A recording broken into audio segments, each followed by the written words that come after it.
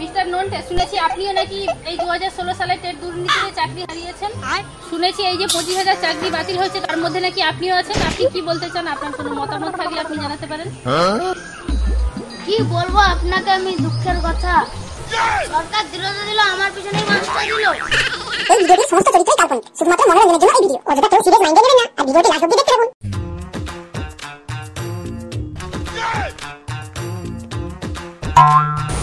এখন আমার টুকটুকি আসছে না, কতক্ষণ ধরে দাঁড়িয়ে আছি।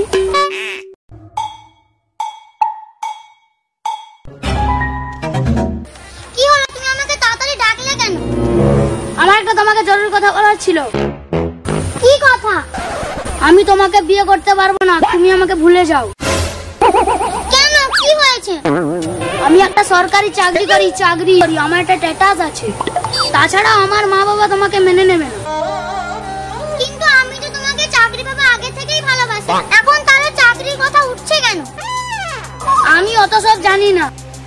আমার বাবা মা বলেছে মেয়ের বাড়ি থেকে 10 লক্ষ টাকা আর একটা গাড়ি দেবে, আমার সেখানেই বিয়ে হবে। কিন্তু আমার বাবা তো অত সামর্থ্য নেই যে এত কিছু তোমাকে দেবে। তাহলে কেটে বড়।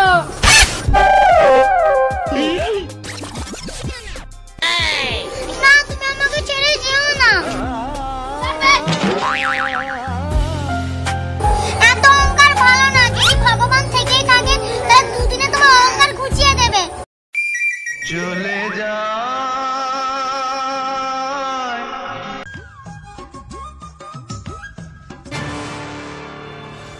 এই মুহূর্তের সবচেয়ে বড় খবর, এসএসসির পুরো প্যানেল বাতিল। 2016 নিয়োগ প্রক্রিয়ার সব প্যানেল বাতিল হয়ে গেল আজ। আরে, নন্টেও তো ওই সালে চাকরি পেয়েছে, তাহলে ওরও চাকরি কি গেল?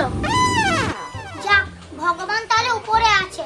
লোকে বলে না অহংকার পতনের মূল কারণ। যাই বাবা মাকে সেই সুখবরটা দিয়ে আসি।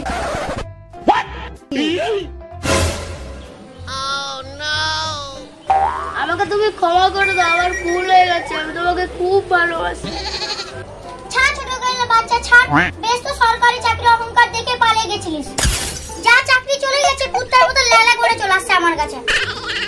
আমি আমার ভুল বুঝতে পেরেছি, আমাকে তুমি ক্ষমা করে দাও।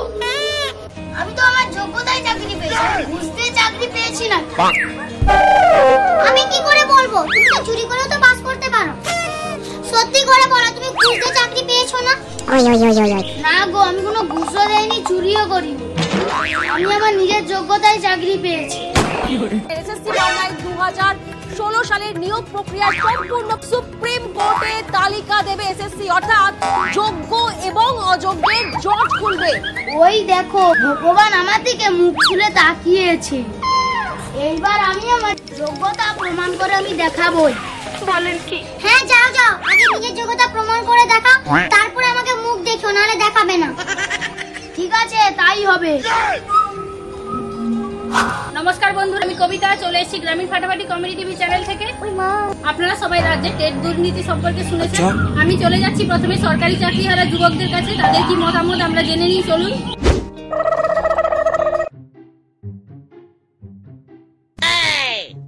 মিস্টার নন্টে, শুনেছি আপনিও নাকি এই 2016 সালে টেট দুর্নীতিতে চাকরি হারিয়েছেন। শুনেছি এই যে 25,000 চাকরি বাতিল হয়েছে তার মধ্যে নাকি আপনিও আছেন। আপনি কি বলতে চান? আপনার কোনো মতামত থাকলে আপনি জানাতে পারেন। কি বলবো আপনাকে আমি, দুঃখের কথা। সরকার দিল তো দিল, আমার পিছনেই মাস্টার দিল। শুনেছি হাইকোর্ট নাকি রাজ্য সরকারের কাছে আবেদন করেছে যোগ্যদের লিস্ট প্রকাশ করার জন্য। যোগ্যদের নাম প্রকাশ করলেই নাকি সরকার যোগ্যদের চাকরি ফিরিয়ে দেবে। বলেন কি? আমিও তো তাই চাই। আমার বিশ্বাস যোগ্যদের তালিকায় আমার নামটাও রয়েছে।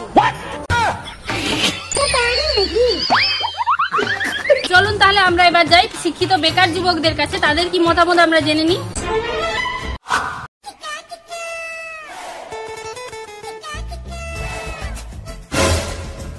আচ্ছা ভাই, বলতে পারবেন এখানে বেকার শিক্ষিত যুবকদের দেখা কোথায় পাওয়া যেতে পারে? শিক্ষিত বেকার তো আমিই আছি। এই যে চাকরি বাতিল সম্পর্কে আপনার কি মতামত রয়েছে? হাইকোর্ট সঠিক সিদ্ধান্তই নিয়েছে, ওই অযোগ্যদের জন্যই আমরা চাকরি থেকে বঞ্চিত। আপনারা দেখতেই পাচ্ছেন শিক্ষিত বেকার যুবকদের রিয়াকশন। আপনারা দেখতেই পাচ্ছেন রাজ্যের কি অবস্থা। আপনারা অনেকেই হয়তো দেখেছেন 2016 সালে ওএমআর সিট অনলাইনে পাবলিশ হয়েছে, যেখানে কিনা একটা মেয়ে নিজের ওএমআর সিটে নিজের রোল নাম্বারটাই ঠিক করে লিখতে পারেনি, অথচ সে 7-8 বছর ধরে চাকরি করে। বলুন তো তারা কিভাবে বাচ্চাদের পড়াচ্ছে আর বাচ্চাদের কি শিক্ষাই বা দিচ্ছে। আর এইরকম অযোগ্যদের জন্যই আজ শিক্ষিত যোগ্যরা চাকরি থেকে আজ বঞ্চিত। তবে শুধু এই অযোগ্যদের বা যারা ঘুষ দিয়ে চাকরি পেয়েছে তাদেরকেই শাস্তি দিলে হবে না, যারা এই শিক্ষা ব্যবস্থার হাল করেছে, যারা এই ঘুষ নিয়ে চাকরি দিয়েছে তাদেরও শাস্তির ব্যবস্থা করা হোক। পাবলিকের পক্ষ থেকে হাইকোর্টের কাছে আমাদের সবার আবেদন থাকবে যে যারা ঘুষ নিয়ে শিক্ষা ব্যবস্থার এই হাল করেছে তাদেরও শাস্তির ব্যবস্থা করা হোক।